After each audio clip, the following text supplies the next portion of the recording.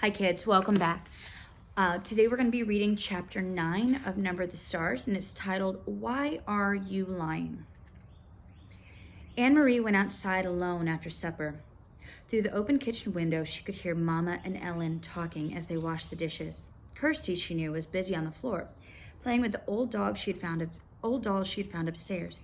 The dolls had been Mama's once, long ago. The kitten had fled when she tried to dress it and disappeared. She wandered to the barn, where Uncle Heinrich was milking Blossom. He was kneeling on the straw-covered floor beside the cow, his shoulder pressed against her heavy side, his strong, tanned hand rhythmically urging her milk into the spotless bucket. The god of thunder sat alertly poised nearby, watching. Blossom looked up at Anne-Marie with big brown eyes and moved her wrinkled mouth like an old woman adjusting her false teeth. Anne-Marie leaned against the ancient splintery wood of the barn wall and listened to the sharp rattling sound of the streams of milk as they hit the sides of the bucket. Uncle Heinrich glanced over at her and smiled without pausing in the rhythm of milking. He didn't say anything. Through the barn windows, the pinkish light of sunset fell in irregular shapes upon the stacked hay. Flecks of dust and straw floated there in the light. Uncle Heinrich, Anne-Marie said suddenly, her voice cold, you are lying to me. You and Mama both. His strong hands continued, deftly pressing like a pulse against the cow. The steady streams of milk still came. He looked at her again, his deep blue eyes kind and questioning. You are angry, he said. Yes, Mama has never lied to me before, never. But I know there is no great Aunt Bertie. Never once in all the stories I heard, in all the pictures I've seen, has there been a great Aunt Bertie. Uncle Heinrich sighed.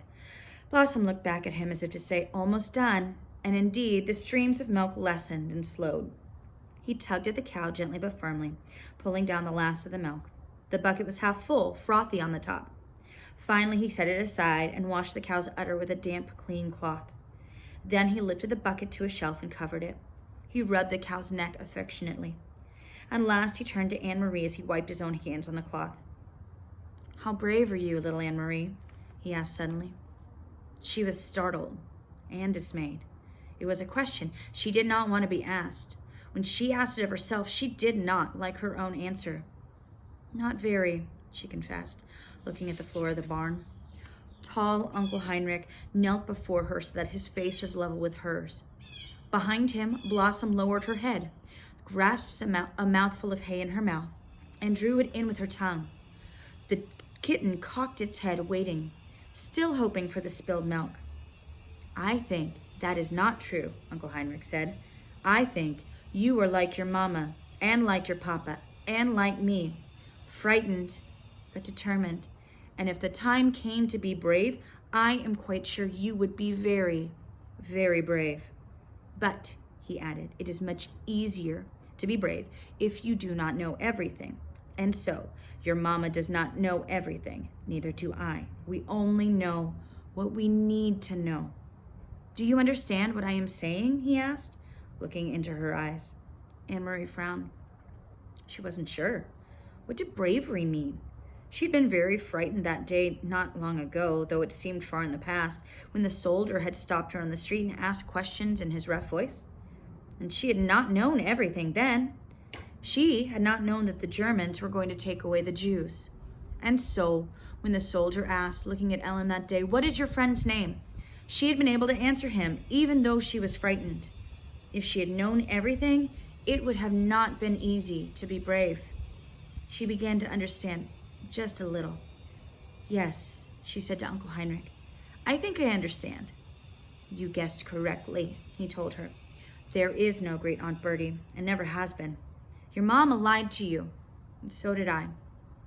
We did so, he explained, to help you to be brave, because we love you. Will you forgive us for that? Anne-Marie nodded. She felt older suddenly. And I am not going to tell you any more, not now, for the same reason.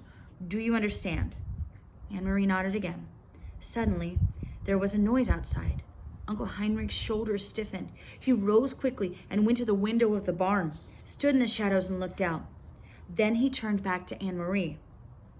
It is the hearse, he said. It is great Aunt Bertie, who never was. He smiled wryly. So, my little friend, It is time for the night of mourning to begin. Are you ready? Anne-Marie took her uncle's hand as he led her from the barn. So, why do you think he talks about how it's easy to be brave when you don't know all the details? I feel like sometimes having too much information can be a scary thing. So that's part 1 of chapter 9. We'll start again in just a second.